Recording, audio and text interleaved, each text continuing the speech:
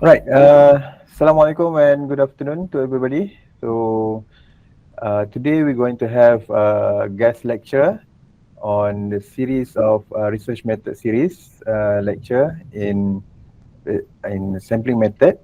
Let me introduce you to our speaker today. Our speaker today is Dr. Muhammad Irfan Abdul Jalal. Right. He is a medically qualified professional, but also highly dedicated medical statistician with over 8 years of invaluable experience. Right. His expertise lies on application of various basics of advanced statistical methodology, including Bayesian statistics. Right, Dr. Irfan's contribution to academia and research are substantial, evidenced by his significant publication track and his role as a supervisor of postgraduate and teaching undergraduate. Right, so without further ado, let us warmly welcome Dr. Muhammad Irfan to share his insight and expertise to us today. Right, Dr. Irfan? Okay, thank you very much. Okay, Assalamualaikum and a very good afternoon to everybody. Let me share my slides first. Can you see my slides here? Can you see my slides here? Yeah, sure can. Okay, so today I'll be presenting two topics. First on sampling methods, and the second bit will be on the research proposals. So I think the content for today's lecture will be heavily on the sampling methods, and then there will be like some explanations here and there on the research proposal, and then how to fit the sampling methods into your research proposals. Okay. So as a part of the methodological scopes, then we can say that in terms of the research methodology, you can divide all the important the important facets or the important parts of the methodology into these following categorization. For example, you can start explaining in your research proposal in the methodology sections, like your chapter 3, about the study designs, and then the reference and target populations, the source populations, and then the sampling frame, and then the eligibility criteria of the study participants, and then how to calculate the sample size, and then the sampling methods, which will be covered today. And then if you perform some sort of like clinical studies, like what I'm doing at the moment, I'm a medical statistician anyway, then we need to explain about the randomizations of the participants into like two arms. What kind of things that they receive in terms of the drugs or the interventions, and then study time and durations, and then the tools and materials, and how you collect the data, and then there were planned statistical analysis, the operational definitions of the study variables, and then if your study requires some ethical reviews, from the hospital, for example, if you involve if your study involves patients or biological samples taken from patients like blood, urine, or stools, then you need like ethics review by the human ethics committee and your study framework. These are the basic things that need to be included in the methodology bits of your study proposal. So let me start with the first one. The first part of this lecture, which is about how to perform a proper sampling, And then the learning objectives for today means to understand the concept of sampling, and the second one is to understand and able to apply methods of probability sampling, and then to at least the last one, at least you'll be able to by the end of this lecture to differentiate or to compare and contrast between the two types of sampling, which are probability and non-probability sampling methods. Dr. Irfan, Yes. dah tukar slide ke? Sebab slide ni tak jalan. Oh, dah tukar slide? Tak jalan Tak nampak. Oh, tak ya ke? nampak bergerak. Kat mana Methodological scope lagi? Masih slide number 1. Oh, ya ke? Alright. Oh, okay, baru nampak dia jalan. Okay. Okay, nanti saya share balik Okay. Share balik.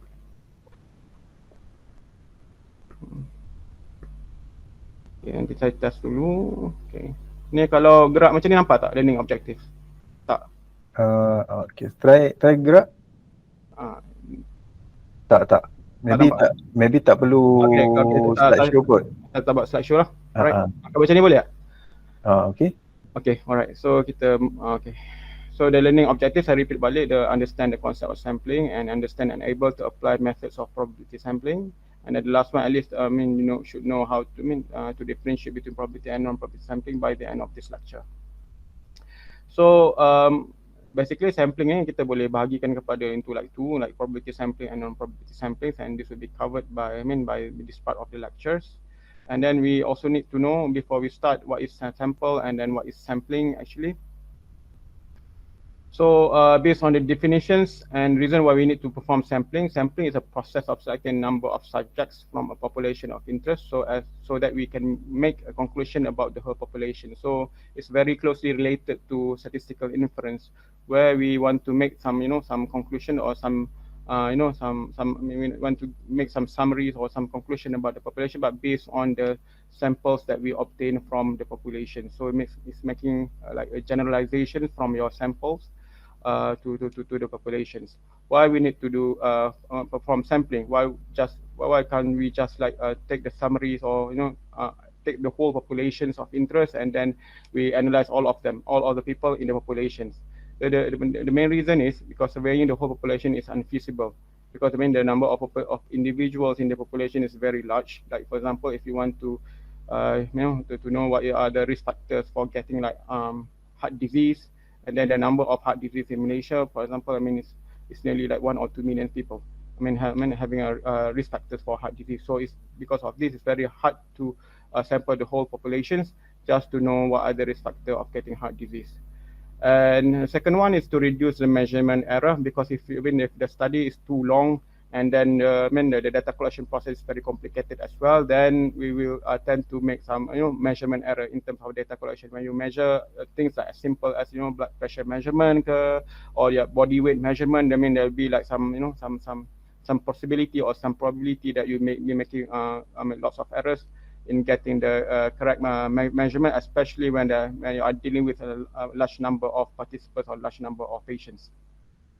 And the second one and the third one, which is very important as well, because of financial and temporal or time constraints, because for sure then for certain research project you have like very limited amount of time or limited amount of money or budget that are allocated for you to complete your research. And because of this, we cannot like survey the whole populations, and because of that we need to concentrate on the samples only. We need to take a small samples that are permitted by the amount of time and the amount of money allocated for your research project. And then the fourth one, the result from data collection can be quickly acquired. Because the result from data collection are quickly required. This is very closely related to number 3, because by the end of your research project, you need to submit your results for publication 1.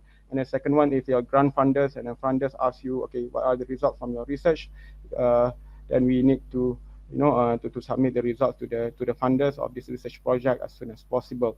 And the last one, perhaps not related to all, not related to all types of studies, but we can avoid like some sort of destructive sampling. For example, if you are involved in research about light bulbs, then you don't want to see like longevity of these light bulbs, and then you keep on having to destroy the light bulbs after you test the light bulbs all the time. So by using a limited sample, the number of samples, then you can limit the number of light bulbs that you need to destroy during the experiments to see the longevity ataupun berapa lama dia punya light bulbs boleh tahan in the when you put the light bulbs on certain stress. So if you use all the things, without using like small samples of light bulbs, then your light bulbs will be experimented upon, and then after that you need to destroy them, and then tak ada lagi light bulbs that you can really sell to the people. So because of this, you need to use a limited number of light bulbs as a sample to avoid the destructions of the light bulbs that you will be selling to the people after that.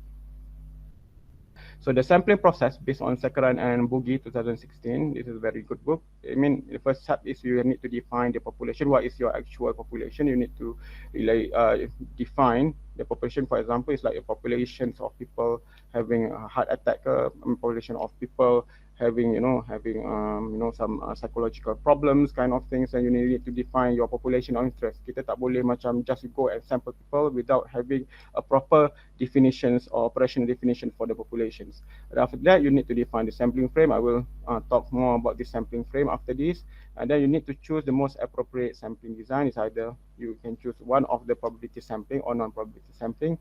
And after that, you need to calculate the sample size based on the on what your predetermined or your selected study power, and then the type 1 error rate, for example your alpha, and then after that you need to perform the sampling procedure. So these are the 5 major steps of the sampling process.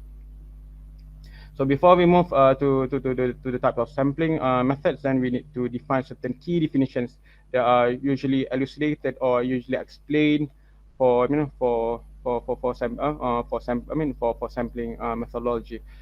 The first one, the most important bit, is the population, which can really we can clearly define as the entire group of people, or even events or things of interest that the researcher wishes to investigate.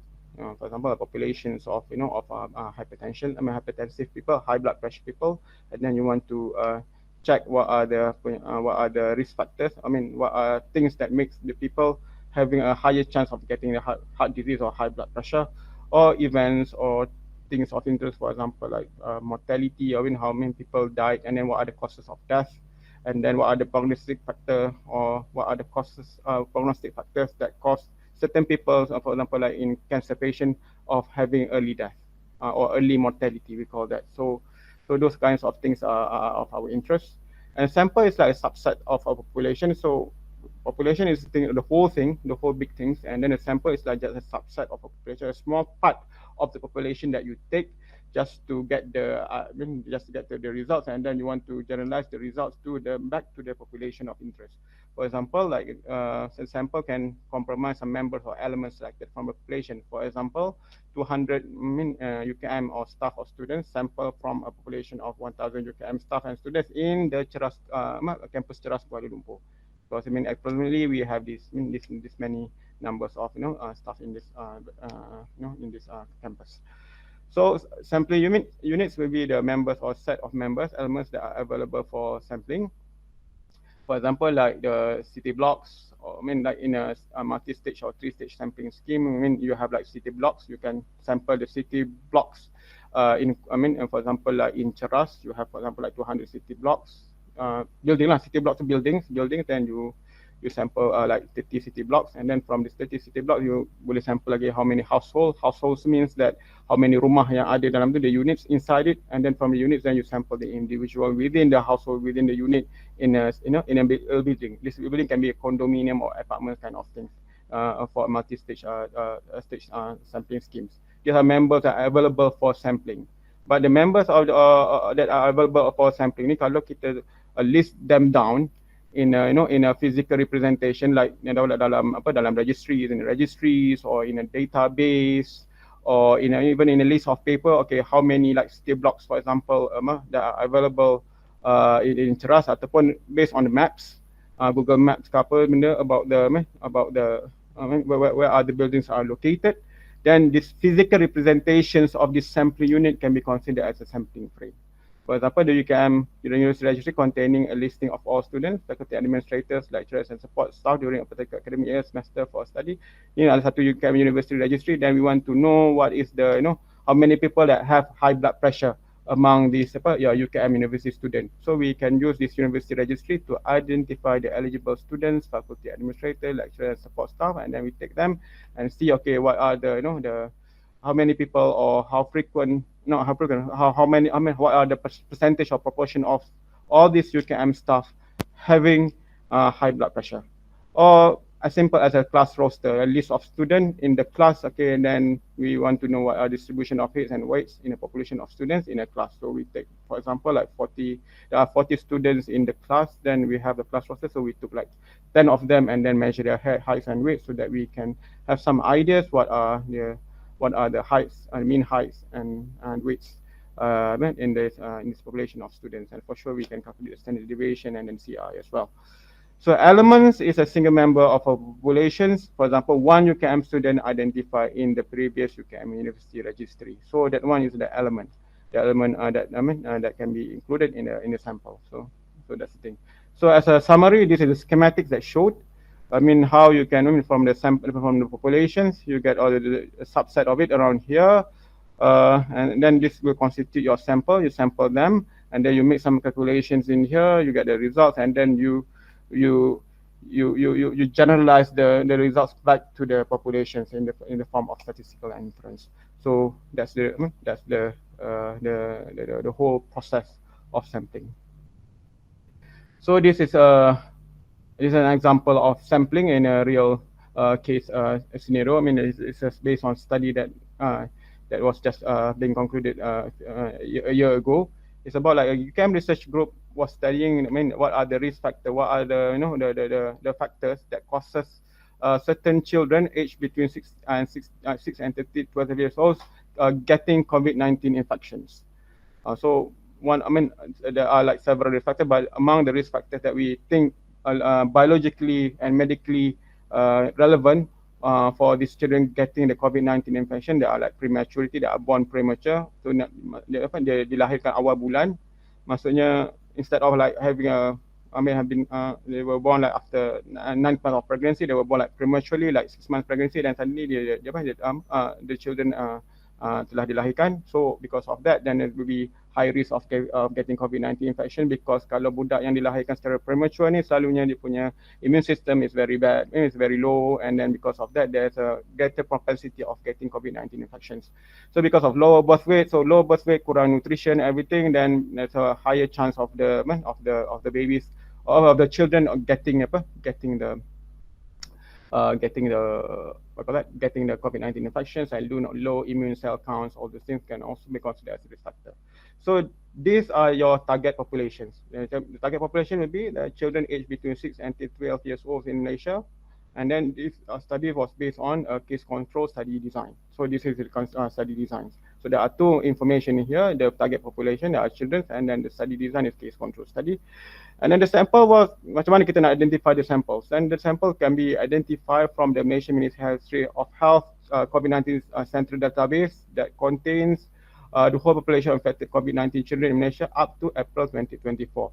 Because there are like a physical database housed in the Malaysian Ministry of Health database, so this can be considered the sampling frame. There's a physical representation of the children that are eligible for sampling. And then based on these children too, we decide that we can use the simple random sampling methodology. So we perform the simple random sampling. I will show you what are the meanings of simple random sampling. After that, after we choose the simple random sampling, then we need to decide, okay, what are the sample size are required to answer this study objectives. So we calculate the sample size based on certain study powers and based on the type 1 error rates, and then we get the sample size.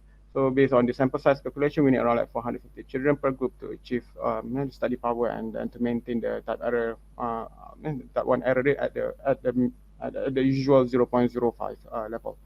So the sampling procedures to minimize errors and missing data observation. So we double check the COVID-19 central database, and we cross check the accuracy of the information with the electronic medical records from each COVID-19 treating center, from the hospital, from the individual hospital, and then from the site where people with COVID-19 or children with COVID-19 were treated from the PKRC usually.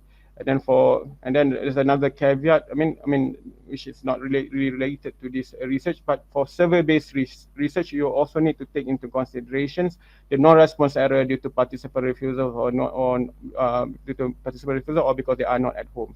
For example, kalau kita ada buat questionnaires kind of things, then these are the main sources of problems that we need to take into consideration after we sample the people. And then as a result, to mitigate or to reduce the problem with the non-response errors, all those things, then that's the reason why we sometimes need to inflate the sample size. So instead of getting like 450, perhaps we need more than that, around like 10% to account that some of the people might not be able to complete the whole study.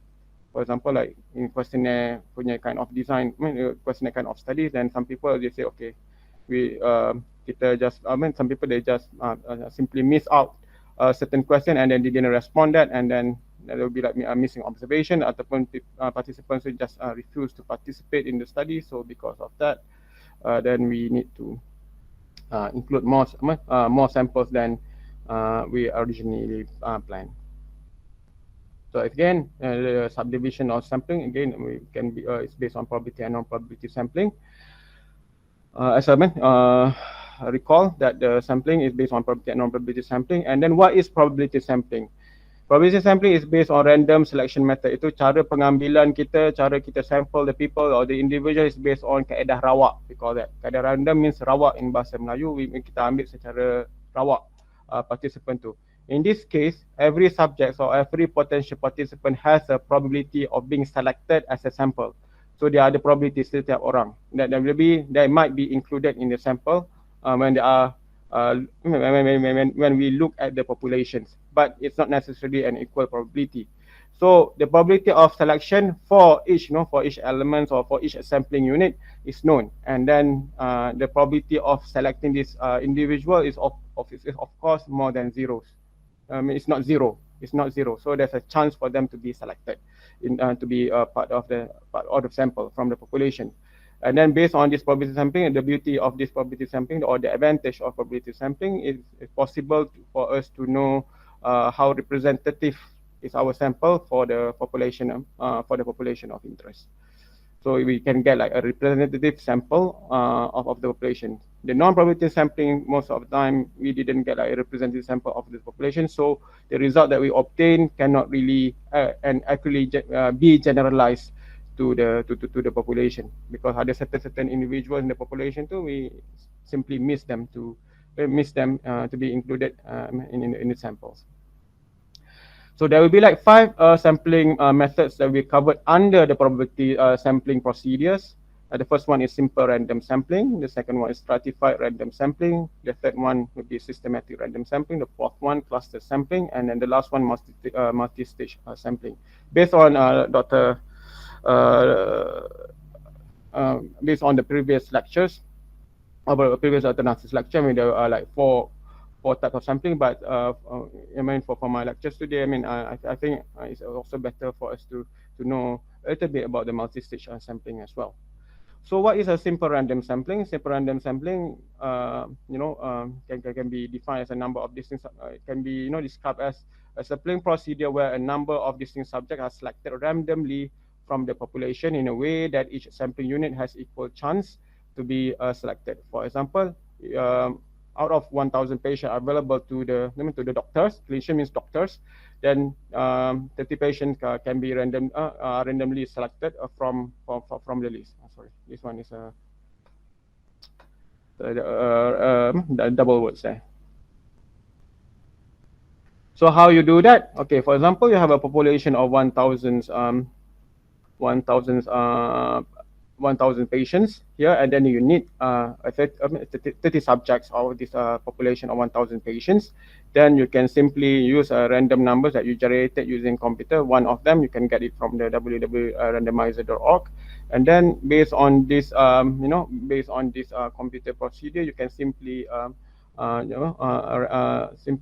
random sampling the population using a simple random sampling scheme. For example, you have individual number 1, 2, 3 until 1,000. So based on the simple random sampling, then you selected, then the computer selected, and then for sure you selected number 7, 17, 18, 48, 71, 109, blah blah blah.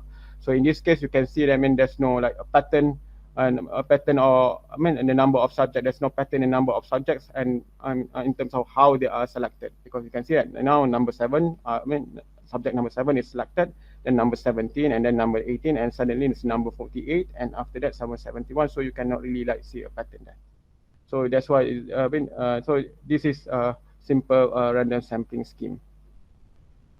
The second one is called a stratified random sampling scheme, where instead of you having this just one population, you can like divide this population of people, of potential subjects into a strata. Into a strata means like into categories like gender, male and female, race, Malays, Chinese, Indians, or socioeconomic status, moderate, intermediate socioeconomic segment, like B40s and then M40s and T20s. And then within each stratum, within each class or within each category, you perform simple random sampling scheme for each of the stratum. And then the advantage of doing this kinds of sampling is to ensure that major and minority groups are also included in the sampling. And then it will be done in, proportionate to the to the strata size or the class size in the population. For example, as an example, we want to sample a population consisting of 40% male and 60% female, and to ensure that the samples are representative of the populations, then we can perform a stratified random sampling. Because in the population, there's no equal numbers or equal proportions of male and female. Because in this population, there's only like 40% males and 60% female. For example, proportions of male and female teachers, or male or female students in UKM, or male or female teachers in the state of Kelantan, for example. So what are the rationale of doing this stratified random sampling? It guarantees reduction in sampling error by ensuring larger control over the sample, over the sample structure. And because of this, it also decrease the chance that particular population subgroup is underrepresented in the sample. Because kalau kita pakai just a normal simple random sampling, then it's based on that, okay, that's like some sort of equal chance that you will get 50% male teachers and 50% male teachers for certain studies. But in fact, in actuality or in reality, in the population, there are only 40% of male teachers and 60% of male teachers. So this is an example of a study that was conducted previously. There's a survey of teachers on the knowledge, attitude, and practice of PDPR, pengajaran through online in a particular state during the COVID-19 the COVID-19 pandemic, where only like 40% of teachers are male. In a sample of 50 teachers, we may overrepresent or underrepresent the true population proportion of male teachers in the population if we don't take into account of the differences in the proportions of male and female teachers in the populations. So to obtain an accurate estimate of our population parameter, we need to perform a stratified random sampling based on gender to achieve this purpose. So you can see, okay, on the left side, you can see that in the population of teachers in a particular state, for example, like Kelantan or Selangor, then the male teachers, like 400 of them, 40%, and the female teachers, like 300 of them, or 60% of the population of teachers in that particular state. And then we dichotomize, or we categorize, this population to two, the male and female teachers, and then in each category, or we call that in each stratum, we perform a simple random sampling scheme, where in this case we obtain like male teachers, like 20 male teachers, and then 30 female teachers from the female teachers subpopulation, we call that, or subcategory, or strata or stratum. So in this case, when we perform the simple random sampling scheme, then for the male teachers, about male teacher number 7, number 14, and number 16 are included in the sample. And then for the female teachers, 37, 48, 77, and so on and so forth until teachers number 575. Okay. So these are the advantages of stratified sampling. The first advantage is because it requires a smaller sample size because a more efficient sampling scheme, resulting in smaller sampling error. And because we take into account the differences in the proportions of certain subgroups or certain groups in the populations, then we can get a more representative sample of population if we use a stratified random sampling scheme. But there are these advantages of using the stratified random sampling schemes. This stratification, we call that the stratification, or this grouping, this classification, that are only limited to certain numbers of variables only. For example, if you want to stratify this population into more categories, for example, male teachers, and then after that male teachers, Malays, Chinese, and Indians, and then male teachers coming from different socioeconomic status, then you can see that it becomes more and more difficult to find a pool of participants that fulfill all the classes. For example, it's very difficult to find a male teacher who are Malays, and at the same time coming from the B40 status, and then, for example, having some sort of difficulties in the PDPR. That will be the fourth category.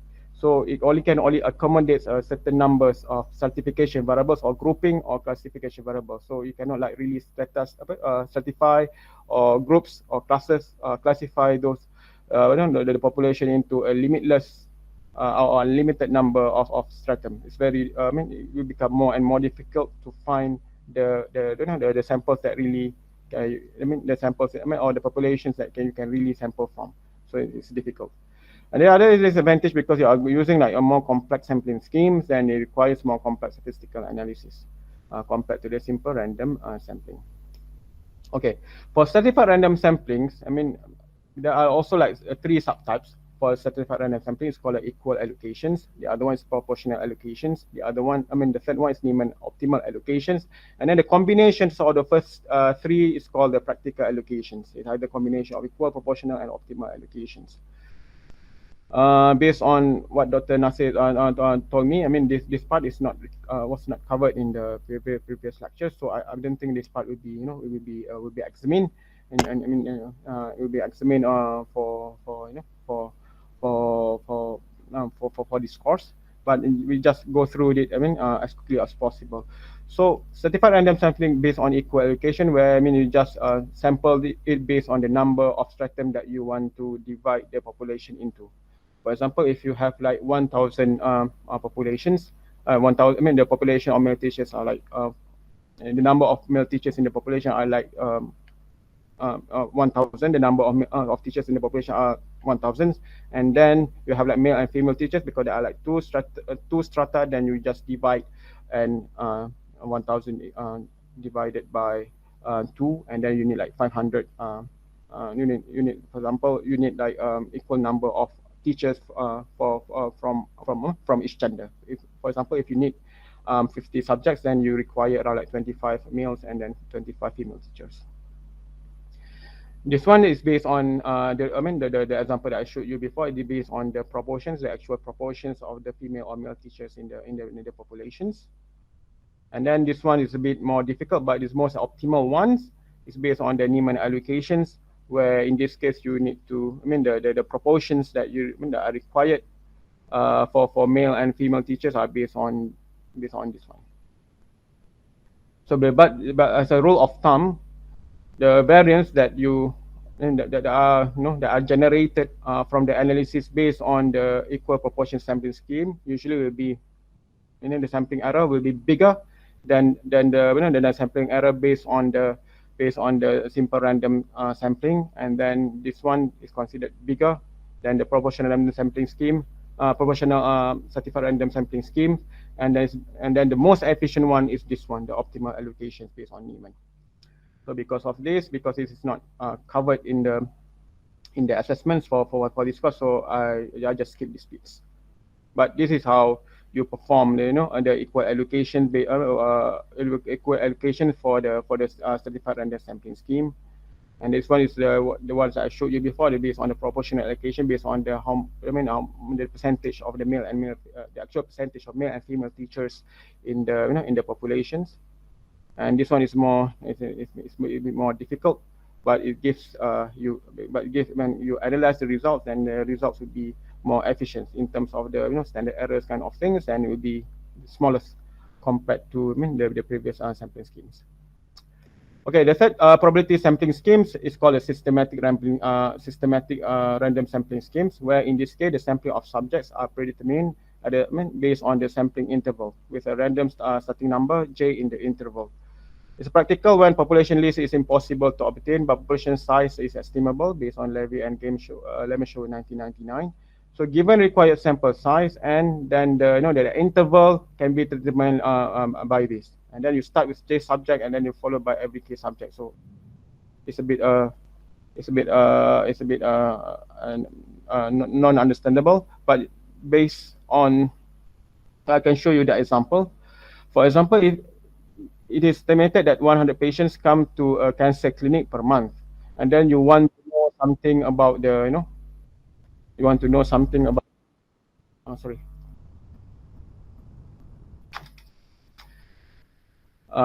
can you see my slides here?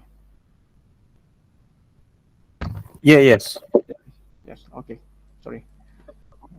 Okay, so So for example, you want to assess, I mean, certain things about these cancer patients, and then from these cancer patients, you know that okay, 100 patients come to the cancer clinic every month, and then you require like 20 subjects or 20 sample out of these 100 patients because you want to know certain things about this. I mean, about this cancer, about these cancer patients. I'm coming to this oncology clinic. I mean, the easiest one, or this, I mean, the simplest one, you want to know whether they are satisfied with the service provided by the cancer clinic. So you take that 20 samples out of these 100 patients. So how you want to select these 20 samples from these 100 patients based on the systematic sampling scheme.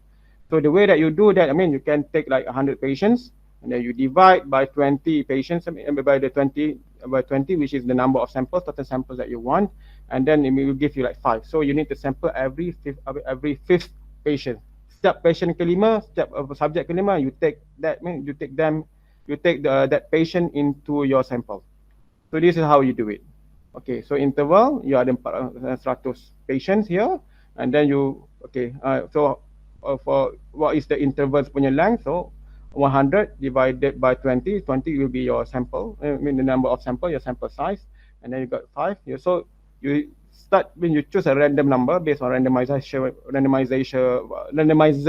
program that I showed you previously for the simple random sampling scheme, and then choose a random number. So for example, at number 3, then you sample every fifth patient starting from number 3. For example, you start with number 3, patient number 3, you select this patient into the sample, and then you select number 8, and after that number 13, and then plus another 5, I mean the interval length. Then you get number 18 and number 23, 28, so on and so forth. And the last one, the 98 patients, then will be included into your sample.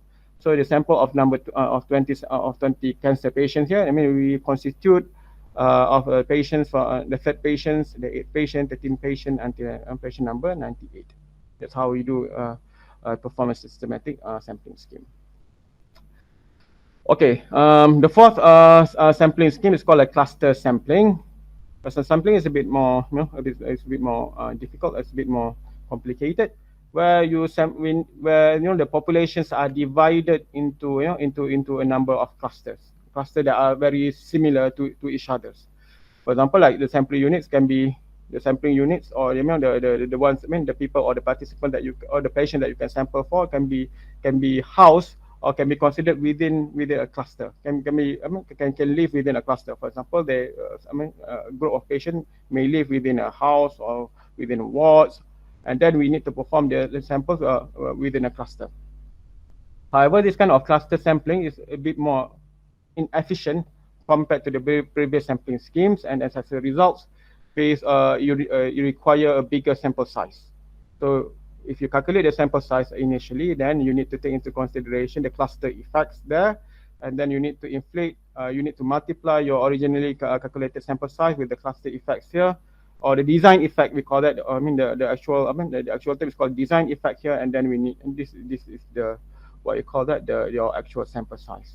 Because in the cluster sampling, then the number of subjects is no longer within the clusters, mean they are no longer IID, no longer like independently and identically distributed variables, because they are correlated samples now. So the R is correlation between subjects in the cluster. So if it's unknown, you can assume that it's 0.5. Then if this number is inflated, then it becomes bigger and bigger, and then the number of samples actually required under the cluster sampling will become bigger and bigger as well. So these are the schematics or the representation, what is cluster sampling also all about. For example, like patients in a hospital, in certain departments, for example, like department for cancer, like oncology. So other patients, they are treated by Dr. A, they are treated by Dr. B, and treated by Dr. C, and treated by Dr. D. Or to make things much clearer, for example, there are patients in the satu jajahan, satu bandar in a city, like for example, like in Kota Baru, Kelantan, for example. Then you have like, one patient, certain group of patients in Kota Baru, they are treated in one particular hospital, for example, Hospital Kota Baru here. And then there's a number of patients that will be treated in hospital, like Hospital Kota Baru. Here is a hospital SUSM, for example, Universiti Science Malaysia at Kemangkrian. And then this one is when some people will be treated at the hospital hospital Pasir Pekan, for example, is another like a district hospital, and then will be another district hospital. So people who are treated in the hospital, in the same hospital, they are more correlated to each other because they have the same diseases, they have the same risk factor of the same of getting the same diseases compared to people who are treated in different hospitals. For example, like the racial composition, so from one district to another district can also be different. So each races will have different, different disease profiles. For example, like the Chinese, they have like high risk of getting, colorectal cancer or cancer dalam usus besar, cancer usus besar, compared to Malays and Indians, where Malays and Indian they have like lower chance of getting, cancer usus besar compared to the Chinese. So because of this, we can say that okay, this one clusters like this one hospital, this one district in Kelantan will have, will be more correlated compared to like with other people there, with hospital from other districts, because of the difference in racial compositions and then risk factors of getting the disease.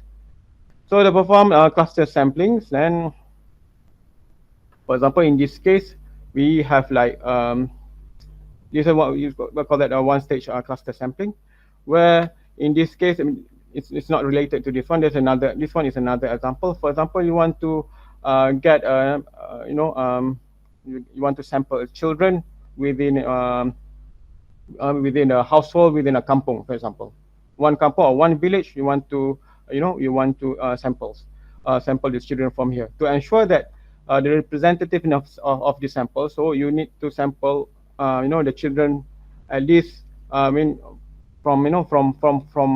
adequate number of houses in the area. So in the area, you identify like 300 houses within that village or within that cities, for example, or these houses can also be your city blocks, for example, like in urban area like in Cheras. Then from this one, you select 350 houses from this area, and then on average there will be like 6% in house. So this will constitute your cluster size. So based on this one, then you calculate the sample size. You need like 30, but because of the correlated correlated units or correlated participants or correlated individuals within the household, then you need to inflate the number by multiplying the originally calculated sample size with the design effect here. So you need actually 100 children there. So okay, how many children, how many houses that you need to sample from? So 105 you divide it by 6. So you come up with this number. So roughly you need around like 18 houses. So from this house, then from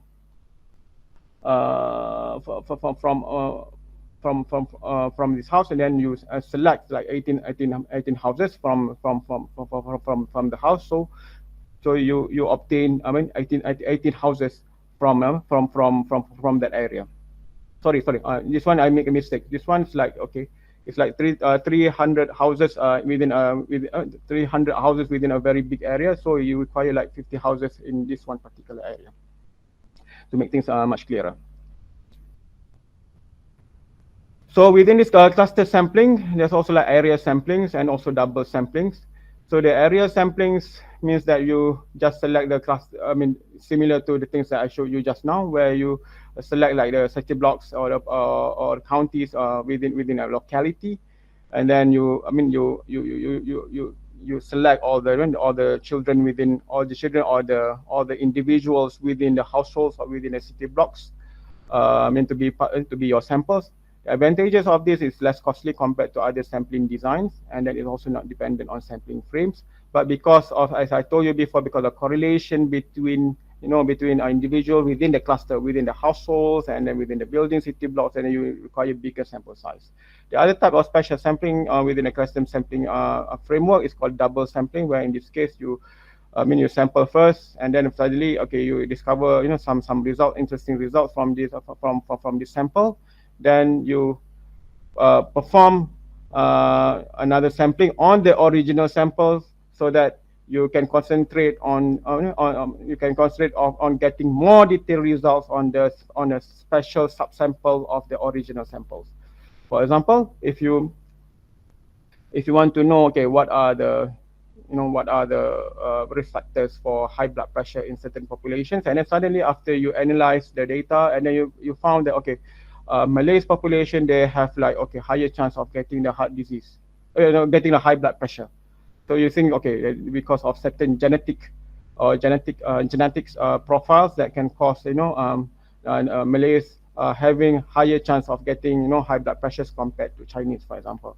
So you perform like from your sample, then you perform subsample on this Malays populations, on this Malays samples, original samples, so that you can study more, and then you can study more about this Malay Malay subsamples based on this Malay subsample in terms of what are the actual genetic risk factors of making this Malays population more, having higher risk of getting high blood pressure compared to Indians and Chinese.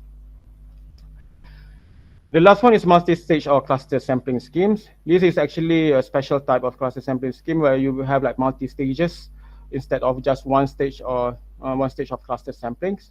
So it's basically based upon of any combination of any four sampling methods previously described, but they have many stages in this case. For example, there's one study that was involved a few years ago that we want to know what are the prevalence of asthma lelah di kalangan school children in Kelantan under the age of 18. Okay, so you can see that from this small map here, there are many jajahan in Kelantan. Ada Kota Baru, ada Kuala Musang, ada Kuala Krai, blah blah blah blah. There are lots of jajahan in Kelantan, around like 11 territories. So you perform because if you want to get all the samples from all this jajahan, it's very difficult. So you decide, okay, from out of these 11 territories, this first cluster, the jajahan, you require around like 4 territories only. So you perform a simple random sampling, and then you select 4, and then one of the selected jajahan or selected jajahan is called Kuala Krai. Okay, this Kuala Krai. So from this Kuala Krai, there are also like sub territories. We call it daerah or districts. So from this one, we need to perform another sampling because we want to select 4 territories from each jajahan. So for example, from this Kuala Krai, you have a number of them here. So you require like 4 territories. You require certain districts within these territories. So you perform another simple random samplings, and then from each district or from each daerah tu, we require like 3 schools. For example, in the Kuala Krai, daerah Kuala Krai tu sendiri, there are like a number of schools here, so we require 3 schools. So we perform another simple random sampling. So after we select these 3 schools, and then one of the schools selected is Sekolah Menengah Kebangsaan Kuala Krai, and then within this study participant, we perform another sampling, another simple random sampling for to get the school children for this SMK Kuala Krai.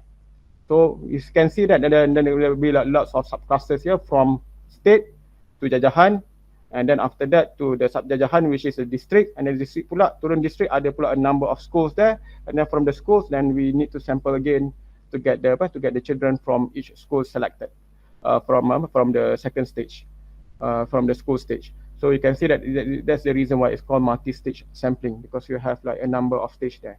For example, in this case, from state to jajahan to the district, and then district to the schools, and school then to the school children, the actual sampling unit. Okay, that's the end of the probability sampling. Now we will start with the non-probability sampling. So as we can see that from the word non-probability there, so it means that the random selection method will not be used in this case.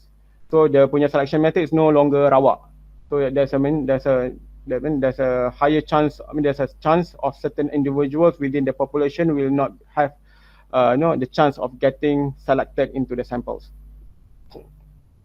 So for the non-probability sampling, the selection will be based on the preset criteria set by the researcher, because there will be like some chance or some probability that certain individuals will not be selected into the sample. Then the results obtained by this kind of probability by these kinds of sampling will be biased, and for sure it will not be representative of populations.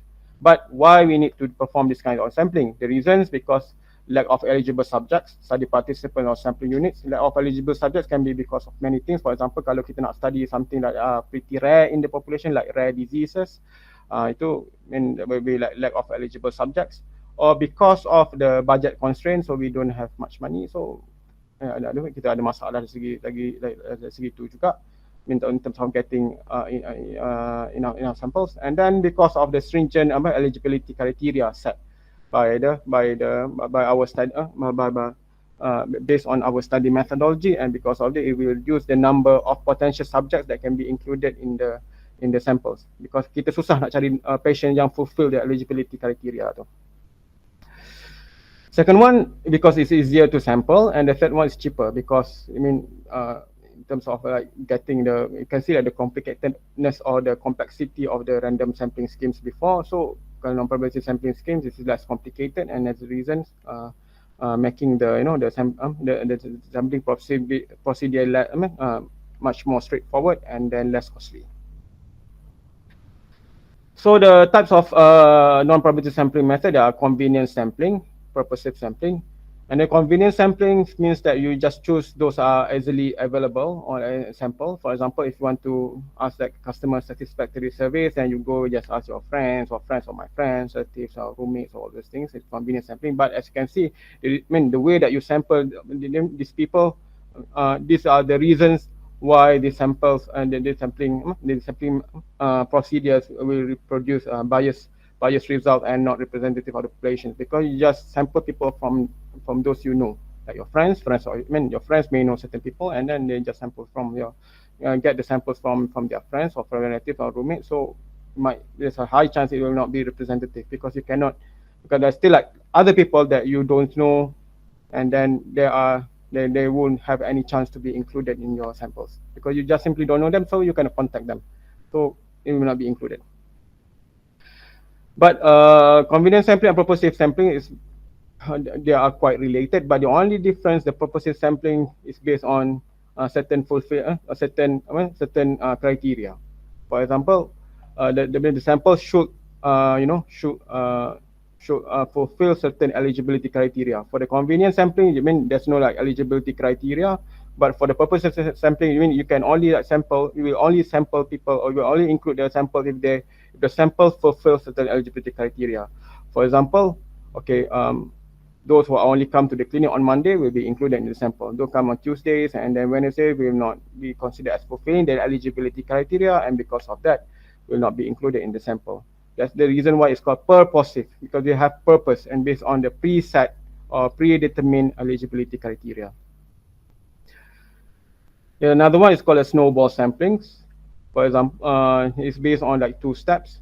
The person needs to identify at least one subject participant from the desired populations, from the target population, and then you ask this subject to find for the subjects or participants until the final sample size is reached. And that's the reason why it's called a snowball sampling, because like snowball, bola salji tu bila dia turun bukit, then it will pick up snows and then becomes bigger and bigger and bigger and bigger.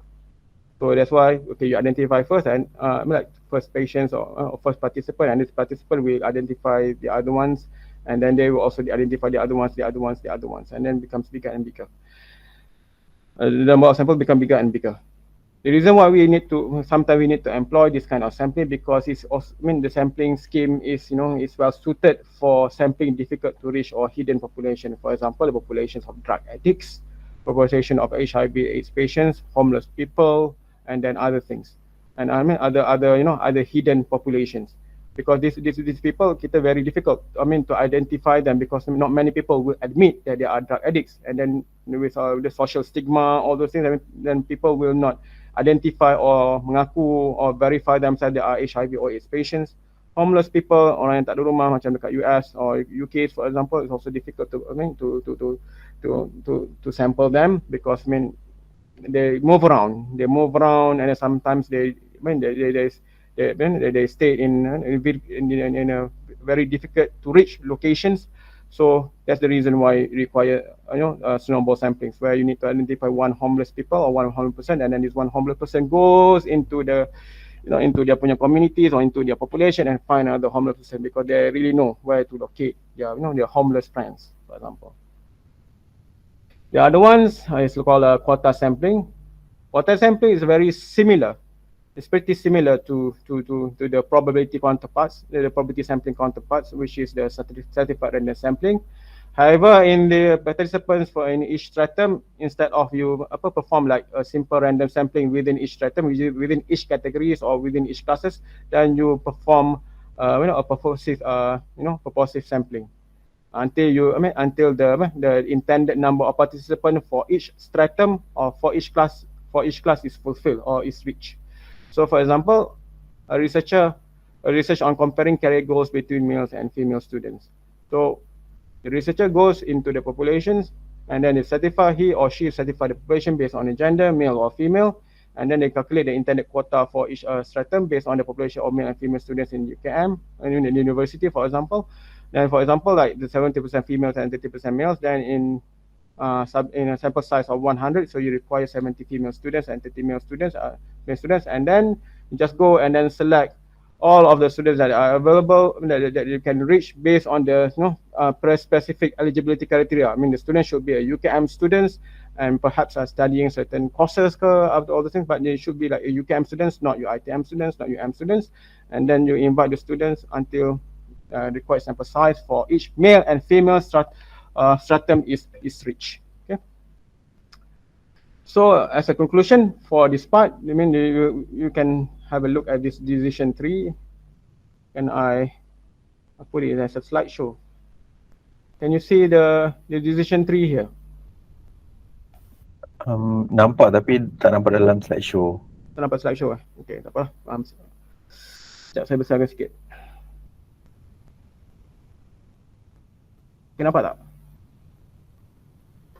Okay, nampak. Okay, besar kecil sikit. Okay. Lagi jelas kan? Nampak macam ni. Okay. So as a macam peta minda ataupun macam decision tree. So okay, first you need to decide whether you require a representative sample of for your study or not, representative of the populations. So if you require a representative sample of the of the populations, then for sure the best way is to choose a probability sampling design. Kalau you don't require like a representative sample of the population because you just want to have a quick look, what are the estimates of this, what are the results of this, on the go, in very simple manner, then you can choose a non-probability sampling designs, or because, okay, you know that, okay, it's very difficult to get a representative sample of the population because there are not many participants in the populations that fulfill the eligibility criteria in the first place, like people who have like rare disease or difficult to sample populations like the HIVs, AIDS patients, then you can choose like non-probability sampling designs. And then you can choose like what is the purpose of your main study. If you if you require a representative sample of the population, and then choose probability sampling scheme, and then after that you need to identify other purposes or the reason or the objectives of the research. So if the research like to get a generalizable results about the populations. You want to generalize the result from your sample to the population. That's the main aim of the study. Then you can choose like either simple random sampling method or systematic random sampling method. If they're like clusters, then you can choose cluster sampling. If there's not enough, not enough budget, for example.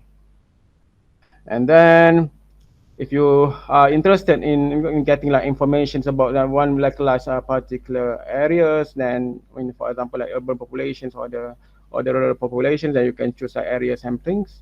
Or you want to gather more information about a special subset of the sample, for example, the one that I showed, that I explained before, like in Malay population, you want to really understand, okay, what is there any genetic or any hidden factors that causing this Malay population to have higher risk of getting high blood pressure compared to Indians and Chinese. Then you can choose like some double sampling after you get the samples of the Chinese and Malay and the Indian populations. You identify the results from there, and then you see some special patterns occurring in the Malay population in terms of the risk of getting the high blood pressure. Then you can perform the second sampling on this Malay population, on this Malay samples to obtain more detailed information about their genetic profile. So it becomes a double sampling. Then for sure, you also need to consider the subgroups have equal numbers of elements, whether they have like equal representations of the in the population. For example, kalau male and female teachers that are the same, then you can show that proportionate certified random sampling schemes, or we call that equal proportions. Equal proportions. For example, kalau dia have like different proportions, then you need to choose a disproportionate certified random sampling scheme. If they have like instead of like equal number like 50% and 50%, then you need to choose the other ones. As I showed you before, the best one is still like optimal Niemann certified random sampling schemes. And then for the non-probability sampling schemes, then if the purpose is of the study is mainly to obtain a quick or even unreliable information, then you can choose a convenience sampling scheme. But if you require information about like certain specific groups that fulfills the the eligibility criteria, then you can perform this quota samplings, or in this case the judgment sampling or purposive sampling. You can perform that as well. Or to sample difficult populations, then you can perform this snowball sampling scheme. And then just want to sorry.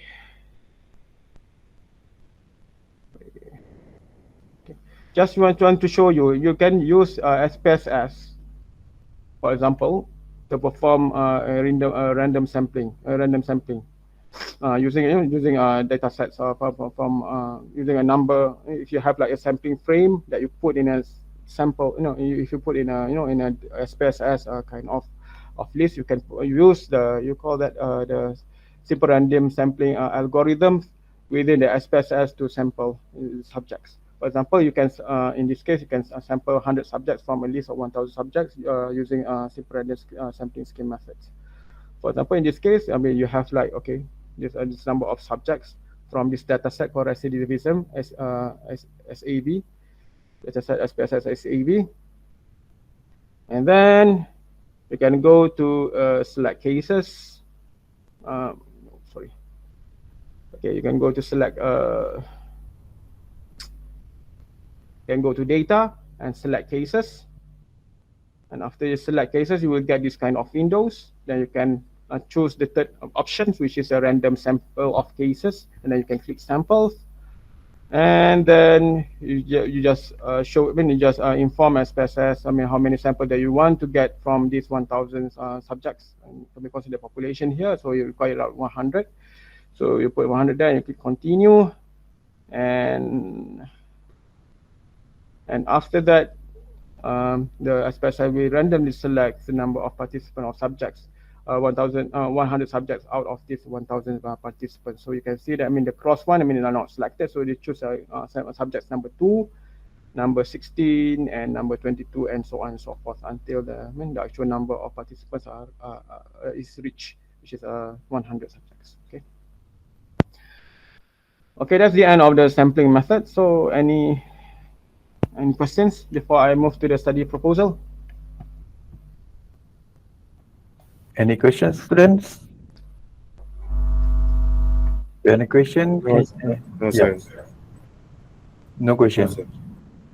Okay. So far, no question, Dr. Okay, so we just move to the second part. Okay, you require like 5 minutes break or something? 5 minutes break. For like 5 minutes break, or we can just continue for the second part of the lecture. I think 5-minute break is good. Yeah, okay. So we just take a break for 5 minutes, then we continue with the second part of lecture. Then. So we're going to start at 3, 3:15. All right. Okay, thank you.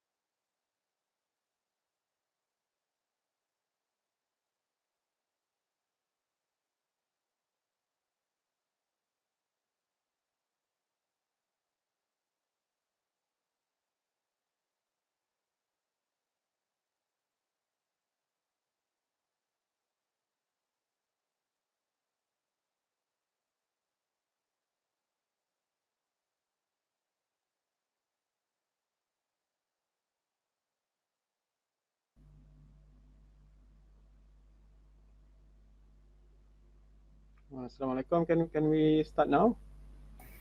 Yeah, sure. Students, please make sure you turn on your camera.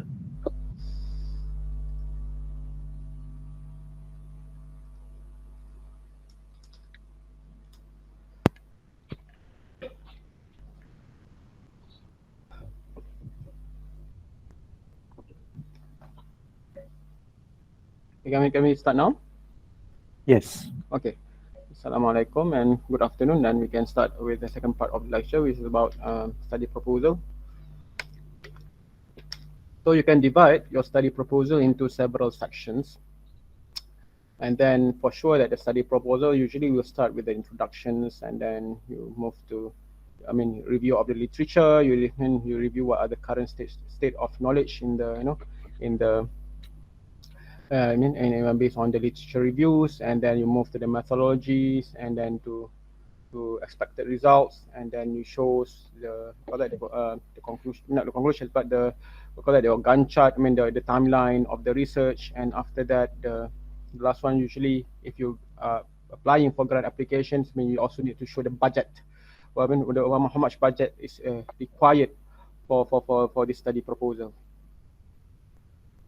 So for example, for introduction bits, then you need to give a brief introduction to the topic, and after that you state the general objectives at the end of the topics.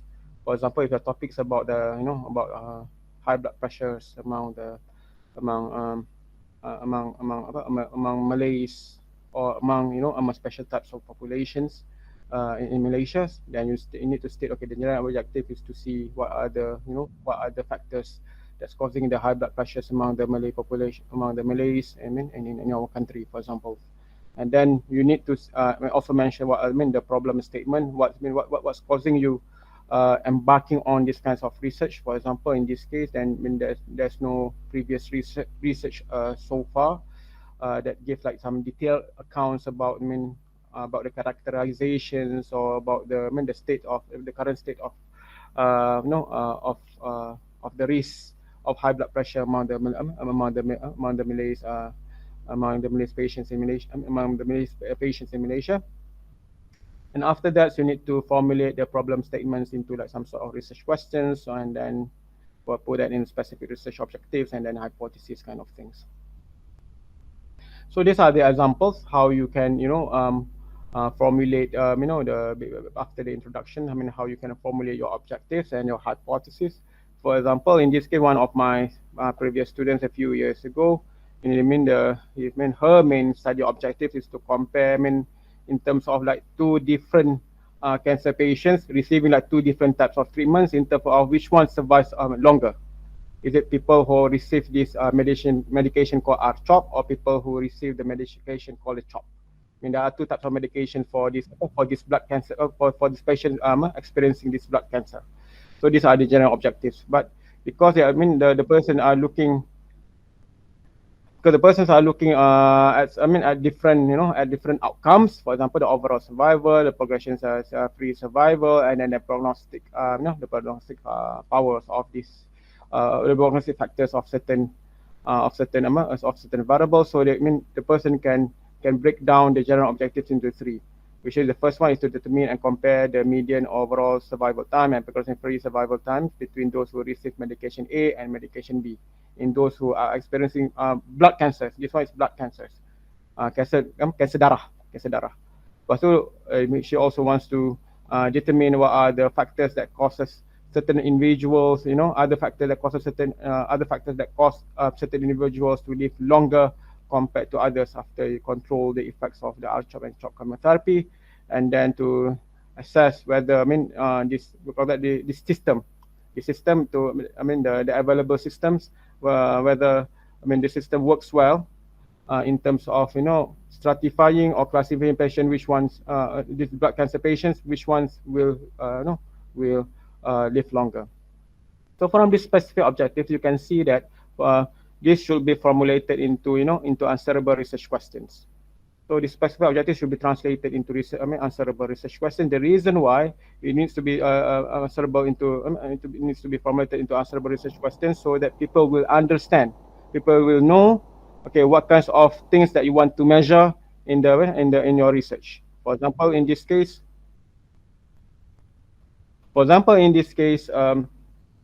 if you formulate the research questions from the special objectives into this one, is there any significant difference between those who receive the medication A and medication B in terms of median overall and progression-free survival times, for example? So people know that, okay, you're now comparing the survival time, or which ones that live longer between those who receive medication A and medication B. Type A chemotherapy and type B chemotherapy. And then in terms of in terms of the cancer progression, which ones will progress, will have a longer time before the cancer progress, before the tumors become worse and worse and worse, or something like that.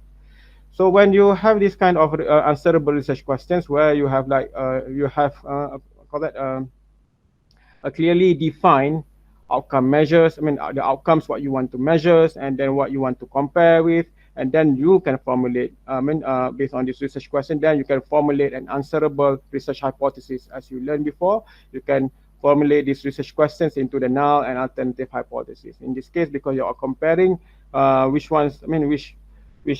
types of patients, either those who receive type A chemotherapy or type B chemotherapy will live longer, then you can say that the null hypothesis, there's no significant difference between the recipients of medication A and medication B in terms of dia punya survival, time to dia punya death. Itu dia punya null hypothesis, or your punya H naught. Then the alternative hypothesis for sure is the opposite of it. It means show there's a significant difference between those who receive type A medication and type B medications. So in this case, then people will understand, people will know, okay, you based on your research questions, this is what you want to measure, and these are the hypotheses that you want to answer, and then what kind of results that you will be presenting in your thesis, in your research reports, that will answer the research questions, and then will also answer the research hypothesis. So the study proposal, in terms of the literature review, you need to exhaustively, or you need to fully and completely review the topics on this particular research, on this particular research topics. The materials can be obtained from the published studies, and through through the search engine, for example, like Google Scholars, or through PubMed, or through any journal database like Scopus, Saviors, all the journal database and Science Direct kind of things.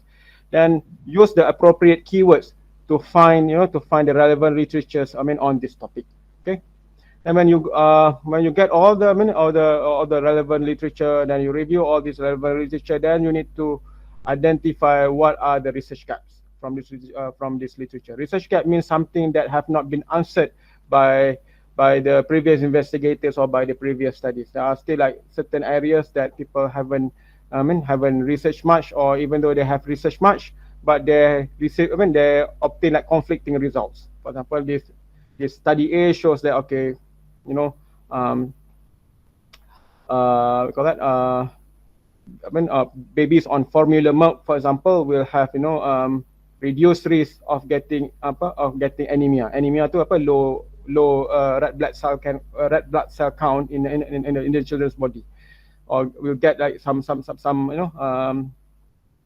we'll get some protection against certain types of diseases, for example. Okay, but another literature points that, okay, children who are who receive formula milk, susu tepung, susu botol, susu tin tu, have a higher chance or higher increase or higher odds of getting certain diseases.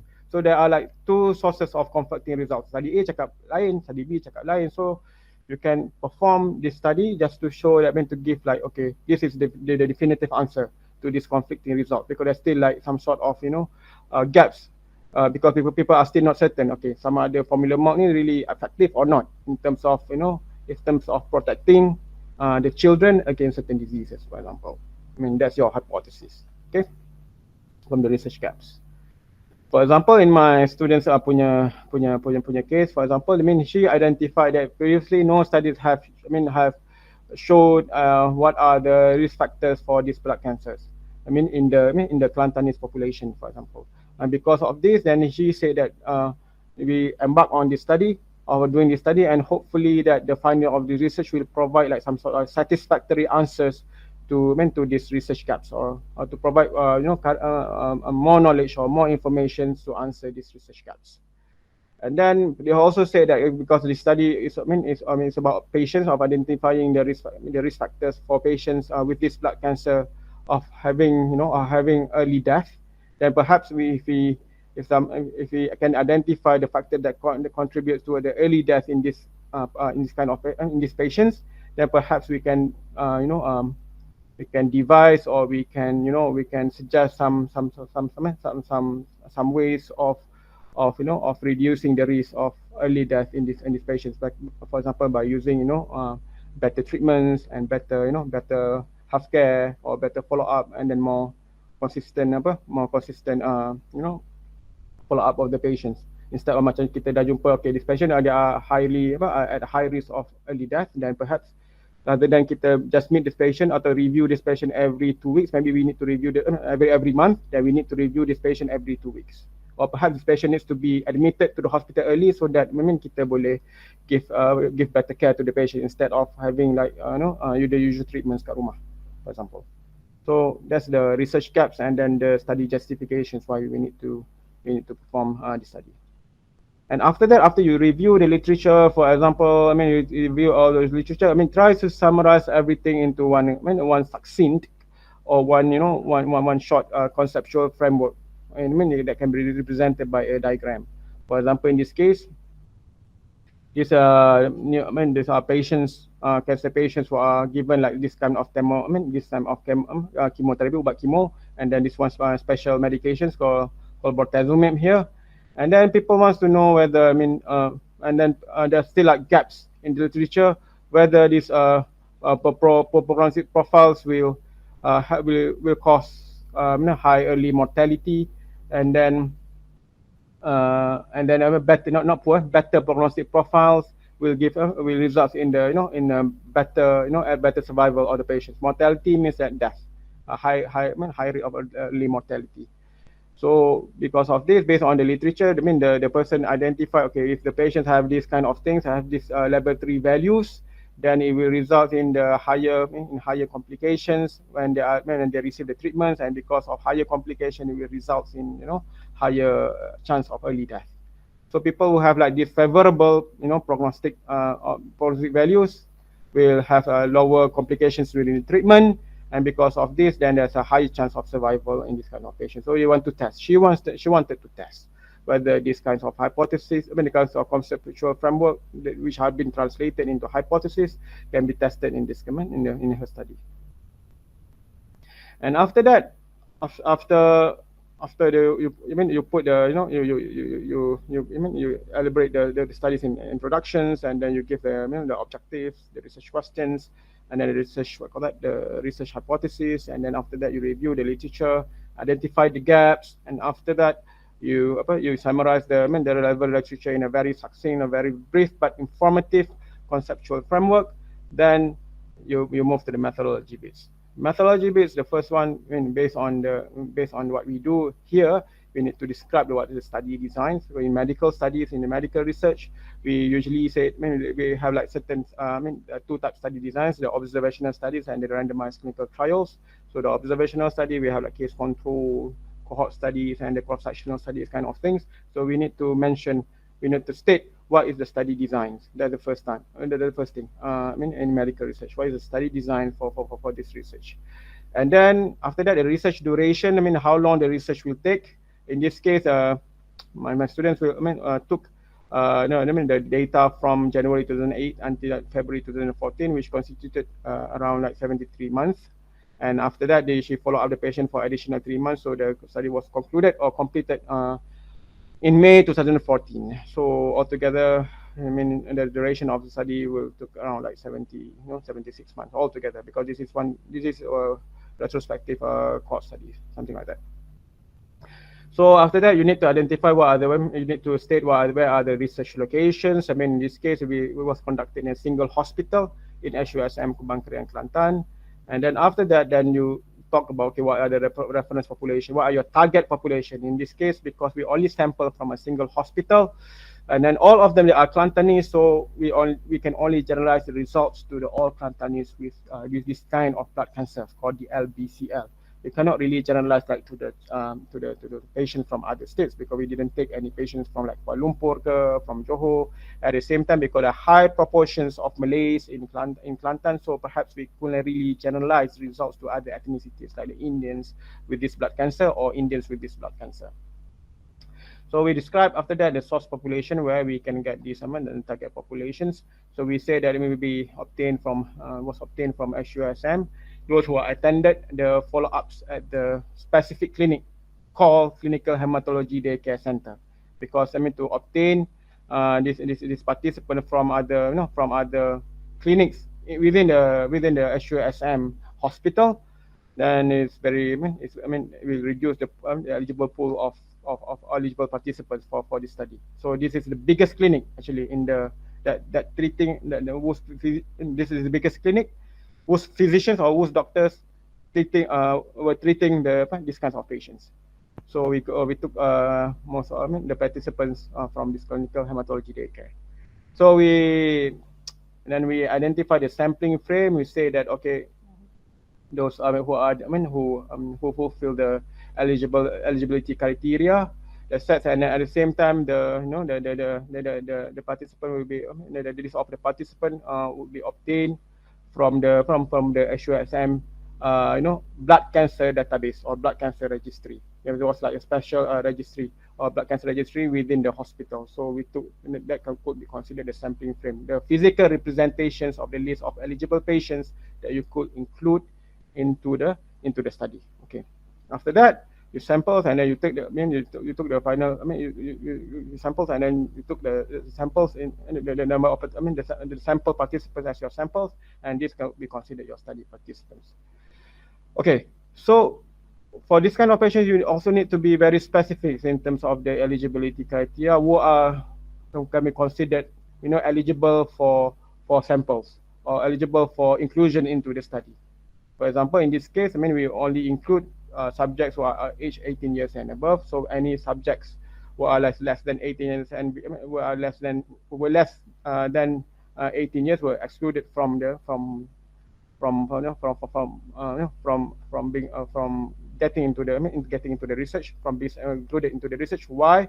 Because the LBCL, we call that the blood cancers. This kind of blood cancer, it only affects mainly or primarily affects older people or adults, not children.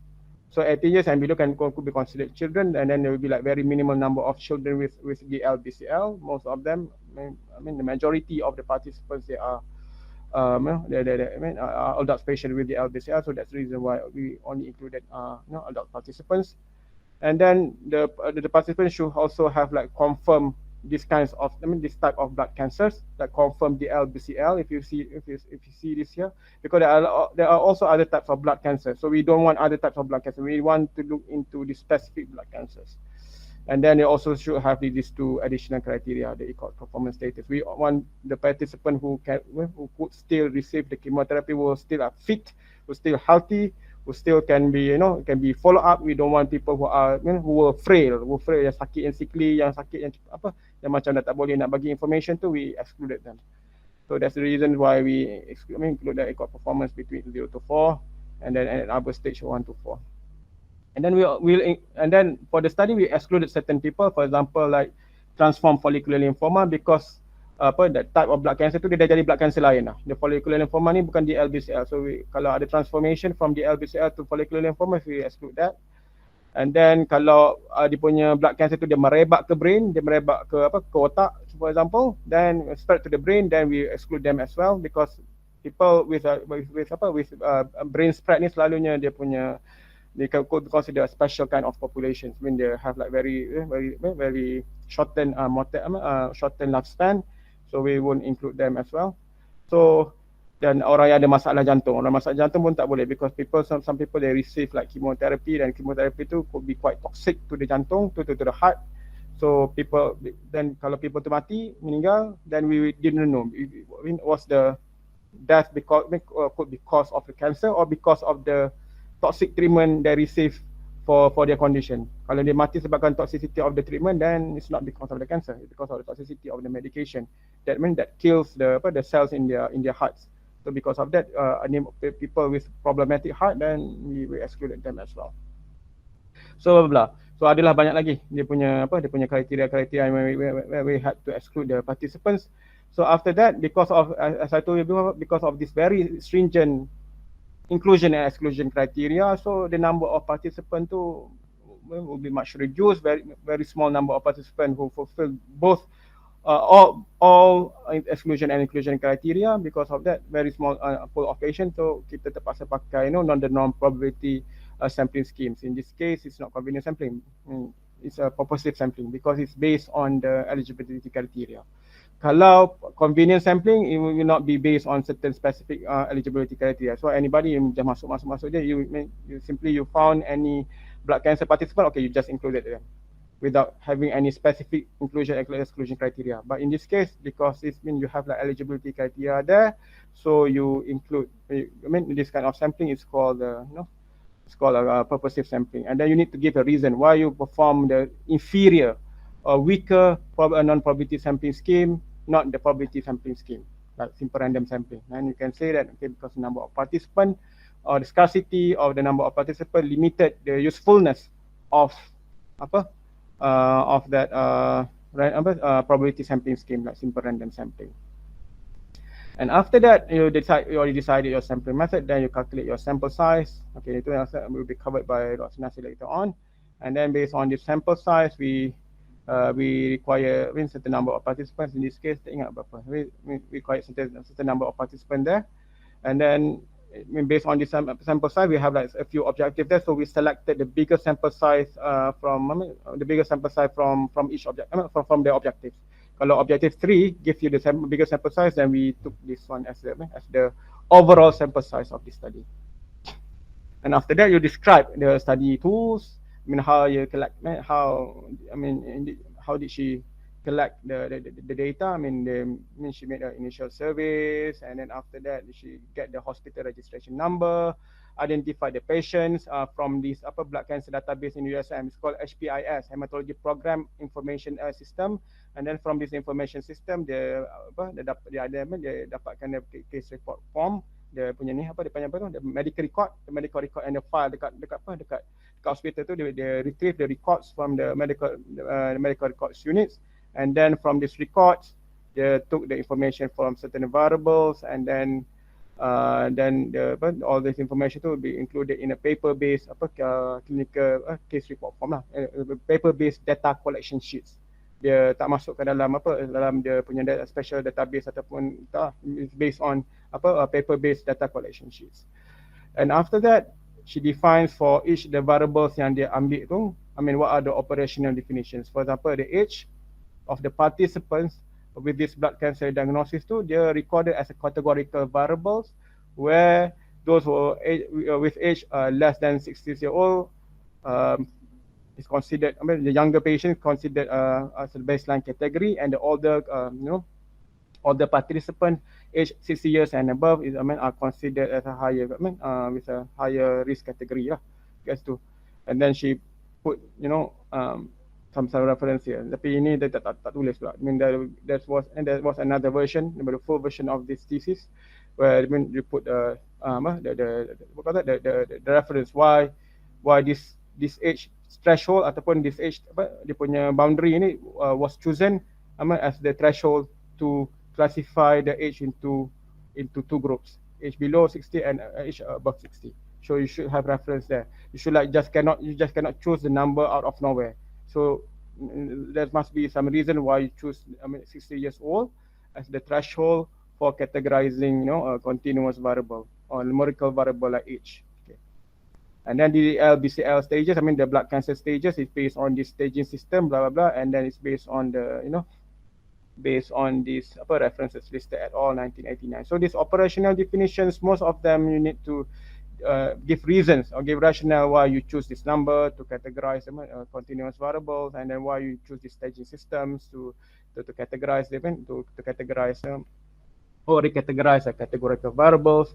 So you need to give operational definitions to all the study variables that you, with information that you collected during your research.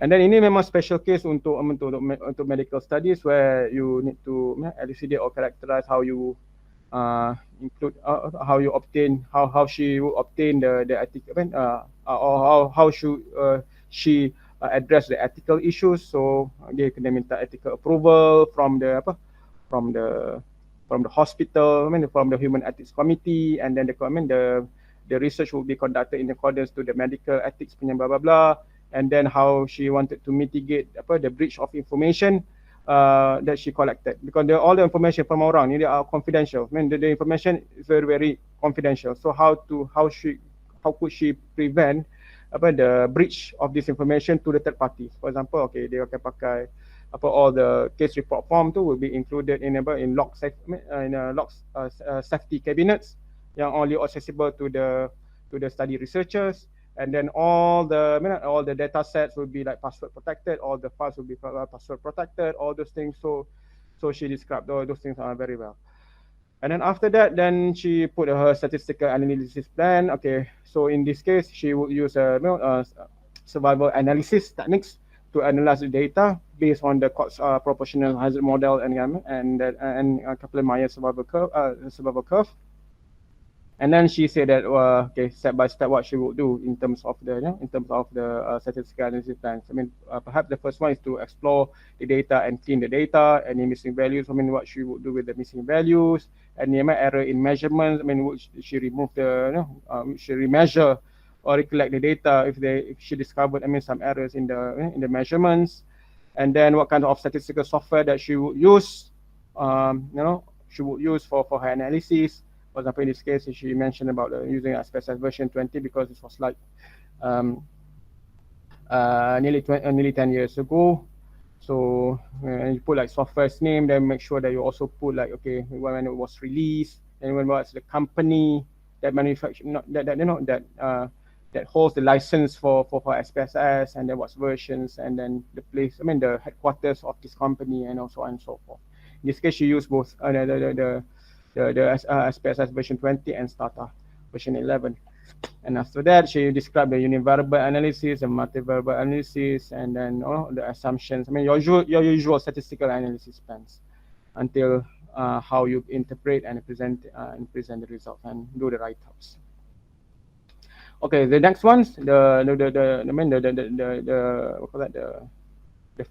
fourth part of this study proposal. You also need to show what are the expected results. Expected result, you can produce the results. You can just show the dummy tables. Okay, for example, this one is just for descriptive analysis. The first part of it. Okay, so she presented. Okay, I want to. These are we will present the results. For example, not for that study. This is an example of the result of the descriptive analysis.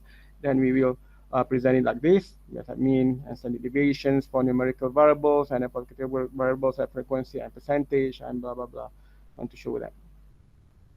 And then for multivariable analysis, then we show that for example, in this another study, the logistic regression will be used, and for the univariable analysis, and then for the multivariable analysis, the multiple logistic regression will be used based on these predictors or the determinants. These are the independent variables and the odds ratios, blah blah blah blah.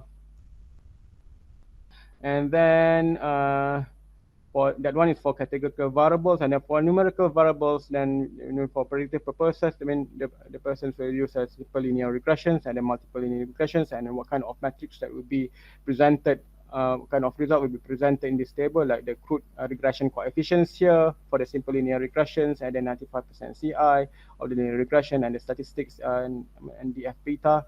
The degree of freedom, and the p-values. And then for the multiple linear regressions, then it will be the adjusted regression coefficients with regards to the other, the other confounders or the independent variables, and then what are the adjusted CI for this regression coefficient, the t-statistics, degree of freedom, and then p-values. So you just show the dummy tables, how you present the results. You don't need to actually show the results because this is just a study proposal. And then these are other parts of the results as well that can be used to show the for result presentations. Okay, then the last, after you finish that one, because because the study proposal you haven't collected the data, so you can't really discuss the results. So there's no discussions. And then for sure, then the conclusion as well, then you can really much conclude from the results, because you haven't gotten any results or any, so you haven't do any discussions. So after you finish the results, and perhaps you can show the Gantt chart, the process of the study, what you want to do. So this is one of the Gantt chart that, for one of the grants that I'm applying for at the moment. So you can see that, okay, this is just a Gantt chart for the span of 2 years, from 2024 until 26. And then this one's just the month, October, November, December for 2024, and then January until December 2025, January until September 2026, because this grants application is only valid for 24 months or 2 years at the most, maximum. So here, this part is your milestones. Okay, what kind of things that you want to achieve? Your milestones, or the jejak kunci, we call that. Jejak kunci apa? Okay, for my first jejak kunci here is acquiring ethical clearance and preparation of study documentation and study training and trial protocol finalization publication, for example, blah blah blah. This is the first steps of my research that I want to achieve for the first 2 months. Okay, on October and November. By the end of November, I should achieve this one based on my originally planned milestones. So from for milestone 2, it will be run concurrently, sekaligus dengan nombor 1 ni. That's why I start from from October, but it requires more time, so it will end in December. So in this case, it's acquisitions. You need to spell out what are the milestones for each one. So the second milestone is acquisition and data quality check of historical control data, and then what literature review, and then test the preliminary method of this research, for example. And after that, the milestone number 3, then blah blah blah, kita nak patient screening, all the things, because this study is about it's a clinical trials. So masa tu kita nak select patient, nak screen patients, and then allocate the patient into certain treatment arms. So it will start from December, because I think within these 2 months I will get the ethics clearance from the hospital, from the SUKM. And after that, follow ups for 2 time points. We'll finish by May 2026, because there's a certain number of patients that are required for this clinical trial. And after that, 5 and 6 and 7, the last one, then we finalize the trial results, analysis, everything, and then publish the results. So the the main points from your Gantt chart, you need to show that, okay, in the span of your research, and then your milestone, what you want to achieve. Okay, the milestone could be like 3, or it could be like 4 or 5. It should not be like 7. It could be more for bigger studies.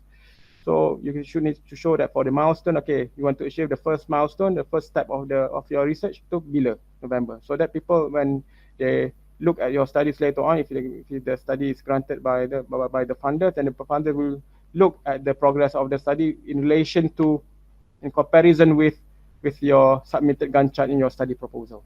Okay, so ini penting. And then for your assessment purposes pun, nanti your assessor, mungkin Dr. Nasir akan look at your Gantt chart as well to see, okay, whether your Gantt chart is sensible or not. Sometimes kita kata macam contohnya tak sensible, for example, acquiring ethical clearance for 1 month. No, for sure no, will not be able to finish within 1 month, sebab dia akan masuk dalam komiti dulu, and then after that I have to present everything, and then by the end of the 2nd month, perhaps then I will get the news whether I receive the ethical approval or not. And besides that, kalau grant funders pun will know, okay, kalau macam, okay, sampai kat sini pun I just achieve like this until here, then 2 more milestones have not been achieved, then they know that this research project requires a grant extension. So they will base on whether to give the grant extension or not, based on the original Gantt chart. Kalau mungkin ada 2 milestones lagi not achieved, then perhaps they will give the grant extension. Tapi kalau hanya 1 je milestone dah just being achieved, in here, and just 1 milestone they achieve here, then for sure they will just terminate the grant. Or perhaps even earlier during the grant review, the progress review, the 6 monthly progress review pun ada tengok, mungkin there's some problem there, and then they will terminate it. Okay. So the other one, the last one, is the budget. So kita kena bagi tahu lah the budget details for the proposal. I mean for each research project berapa banyak you perlukan. For example, like 2 years. This project is for 2 years, and you need to I need to spell out, okay, for year 1 berapa I perlukan, for year 2 berapa I perlukan, and then for the breakdown of the cost, okay, ini untuk bayar GRA, untuk bayar MSc students, all this thing. So for first year this much I need this much, and then for second year cumulatively I need this much based on a very detailed, not very detailed, but some details in the background lah. So 1,800 per master students for JRA. So for 2 years, and it requires in total 43,200 ringgit. Year 1, 2,000, that will be split into in 2 years, which constitute 21,600 for year 1 and 21,600 in year 2. Lepas tu other things lah, attending conference, bla bla bla tu. Okay, so berapa untuk tahun pertama, tahun kedua, and then total will be like 4,000.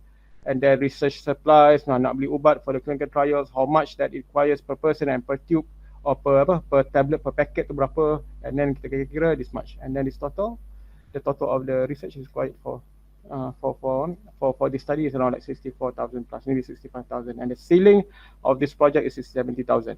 So the budget is required because for certain grant application tu memang orang akan tengok, okay, if you reach certain ceiling or you exceed certain ceiling, then the grants proposal will be rejected straight away. And then for your assessment purposes, it also give you the chance or give you the time, chance or the opportunity untuk practice in terms of how I want to plan, how I want to financially plan the budget for my studies, which is a very critical component. Because then now you can tengok, okay, it's a bit more realistic lah. I mean, planning a study where you want to include the budget as well. But the budget tu kan could also be very cheap, very small, especially if it involves like a survey-based kind of research based on questionnaire, because most of the money tu will go for printing purposes, all those kind of things. Okay. So these are the references I use for the lectures today.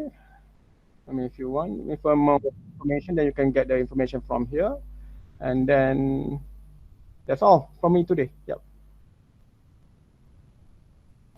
If you have any questions, feel free to ask. Yeah. Okay, thank you, Dr. Irfan. Student, do you have any question? You can raise to Dr. Irfan, or you can type into chat box.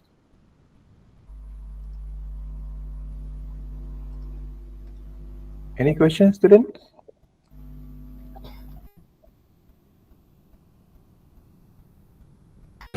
Sir. Okay, I think, sir?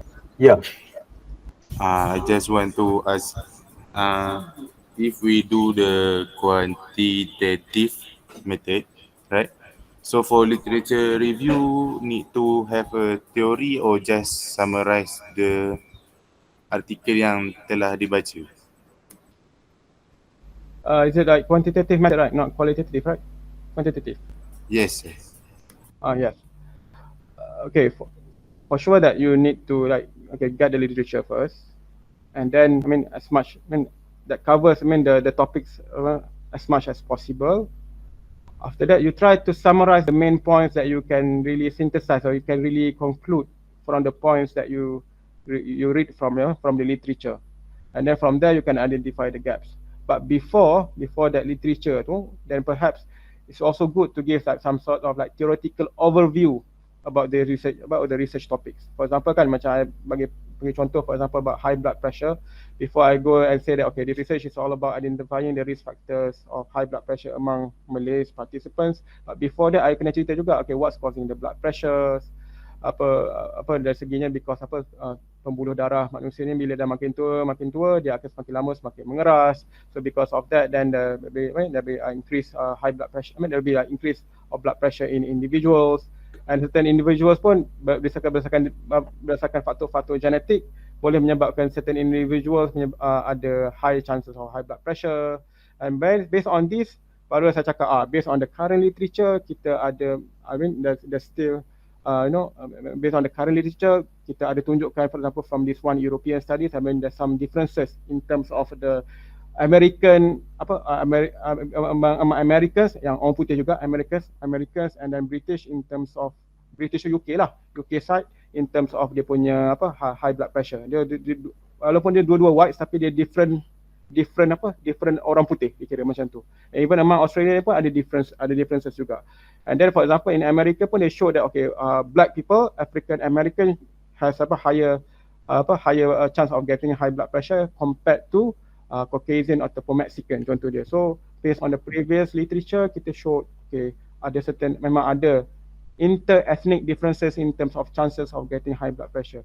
Tetapi in our local current punya practice, we still don't know whether this current state before this research, we still don't know whether Malays punya risk factor tu Malay tu at higher risk of high blood pressure compared to Indian or Chinese. Dan kalau betul-betul Malays pun ada high chances of getting high blood pressure compared to Chinese and Indians, we also don't know what are the factors causing the Malay individuals or Malay people having higher chance of getting high blood pressure compared to Chinese and Indians. So you boleh start mula-mula tu dari segi theoretical foundation dia, okay, about the high blood pressure ke, ataupun kalau nak buat some surveys ke apa semua, for example customer satisfactions in the in certain for example in retail ke marketing, advertisement punya company ke, kita boleh cakap lah based on current theory, psychological theory, they show that okay blah blah blah blah macam ni. These are the factors. Tapi so far based on the current literature, this one particular factor, for example like the purchasing power of these customers is still not conclusive as a determinant or as a factor that will influence the customer satisfaction, for example customer satisfaction towards certain products. So kita kata itu based on kita punya current survey kita buat that conclusion, and then perhaps kita boleh juga summarize the evidence tu in a table. Okay, based on this okay, it shows conclusive evidence. For this factor no conclusive evidence. Okay, buat dalam kurungan apakah reference dia. So it's good to start with the theory first, the theoretical underpinnings why these kinds of things happen now. Tapi kita masuk lebih dalam tu, okay, kita want to investigate this one particular component, then based on the current state of literature, there's still some research gaps ataupun some problem statement yang still not answerable at the moment. So kita identify research gap, from that research gap barulah kita come out with the objectives, research questions, and then research hypothesis. And then from this research hypothesis baru kita akan tahu what kind of results that people are expecting from us to answer the hypothesis and then to fill in the gaps in the problems. Kurang macam tu lah. So it's a good idea to put some theories first and then also summarize the literature later on. Okay, and do you have any other questions, students? So if not, so we have come to the end of the session today. I would like to give some big thank you to Dr. Muhammad Irfan for his fantastic lecture. So your lecture today has been incredibly valuable to us, and we are grateful for your time. And to everyone who joined us today, I would like to thank you for your participants, and let's take what we have learned today and use it for our project later on, students. Okay. So thanks again. Until next time, take care. Thank you very much. Thank you, Dr. Irfan. Thank you very much. Thank you very much, everybody. Assalamualaikum. Waalaikumsalam. Everyone. Thank you, Doctor. Thank you, Doctor. Thank you, sir. Thank you. Thank you, Dr.